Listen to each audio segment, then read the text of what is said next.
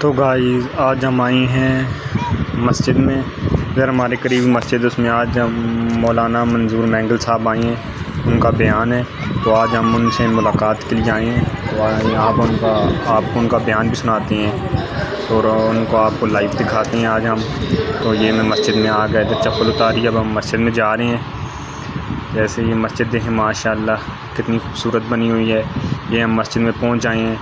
اور یہ سامنے مولانا منظور مینگل صاحب بیان فرما رہے ہیں، ہم آپ کو ان کا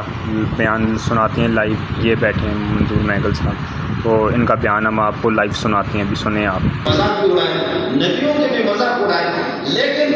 دل کی گہرائی سے سچی توبہ کر لے، اللہ جانتا ہے، اللہ علم بذات الصدور ہے، یہ فوٹو اسٹیٹ اس کی توبہ ہے یا اصل توبہ ہے، دل کی گہرائی سے یا منافقت والی توبہ ہے، اس کو اللہ خود جانتا ہے، اس سے ان کو کسی سے پوچھنے کی ضرورت نہیں ہے۔ اب دل کی گہرائی سے ایک آدمی 90 سال اللہ کو گالیاں دے دے اور پھر آخر میں دل کی گہرائی سے وہ توبہ کرے، اللہ کی طرف متوجہ ہو جائے، وہ غالب ہے، بروز پر ہم معاف نہیں کریں گے، لیکن یہ ہے کہ اللہ کو بڑا ہندو زبان والے مہاجر۔ تو یہ ہیں حضرت مولانا مفتی ڈاکٹر محمد منظور مینگل صاحب، کون کون ان سے محبت کرتا ہے اور ان کی جماعت سے محبت کرتا ہے، اور کس کس نے ان کے ساتھ ملاقات کی ہوئی ہے۔ یا خیبر پختون میں آ گئے